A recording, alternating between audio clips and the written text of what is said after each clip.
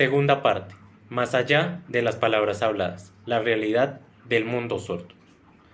En el marco del análisis comparativo entre el planteamiento teórico y las experiencias recolectadas de los actores entrevistados, este apartado se desarrolla en tres macrocategorías que se establecieron como fundamentales: sordera-sordedad, educación y lengua.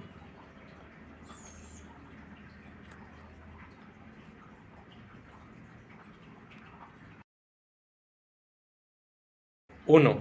Sordera-sordedad. La concepción de la persona sorda y de la sordera ha transitado por distintas etapas y teorías. Su historia estaba llena de injusticias y una visión excluyente de su propia humanidad. Si bien hoy en día no se le invisibiliza o deshumaniza, sí se puede decir que aún conviven dos teorías en las que se sitúa la concepción de lo que significa ser sordo. Por un lado, desde la visión clínica, se entiende como una persona con discapacidad, se entiende la sordera como enfermedad.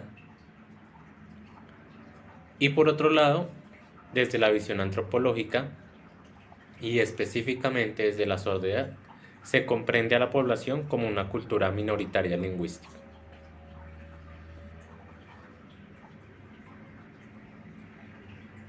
Así, es importante considerar cómo la concepción de la persona sorda aún refleja barreras y estereotipos dentro del ámbito escolar y de la vida en general de los estudiantes sordos y de las personas sordas.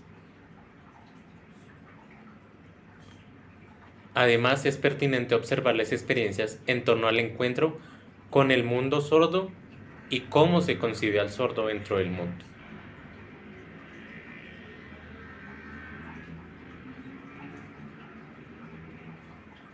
Todo lo anterior refleja el estado de lo que se puede considerar como la sordidad, en busca de reflejar la posibilidad de una epistemología de los sordos y una descripción del ser sordo, más allá de la visión de la discapacidad.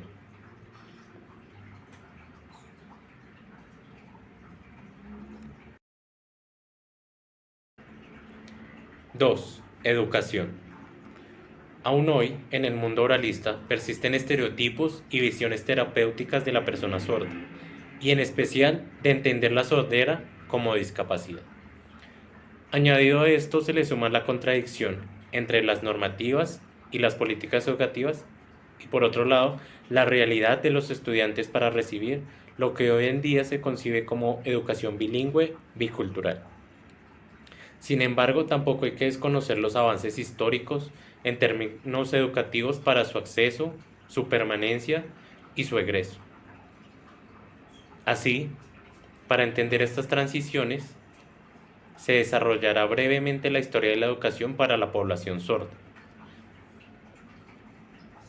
Asimismo, es necesario comprender las propias concepciones que se han tenido de la población sorda y cómo se han consolidado unos roles que deben cumplir los diferentes actores en la educación. Es importante tener en cuenta que dichos roles han sido influenciados también por los cambios normativos y la propia historia de la comunidad sorda en Colombia y en el mundo.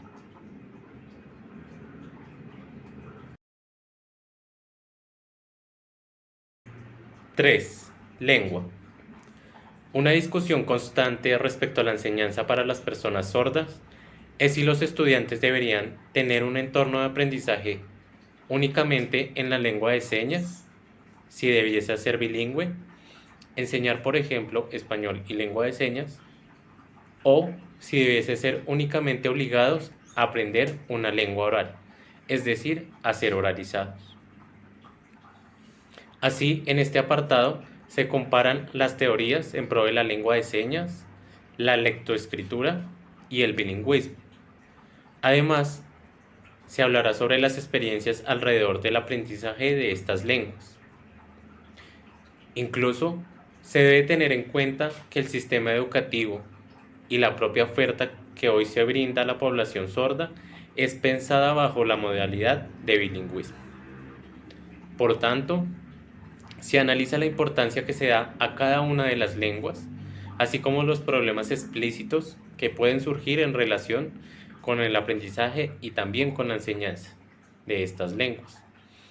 Todo lo anterior se compara principalmente entre los relatos de las entrevistas, los documentos del INSOR y otros fundamentos teóricos.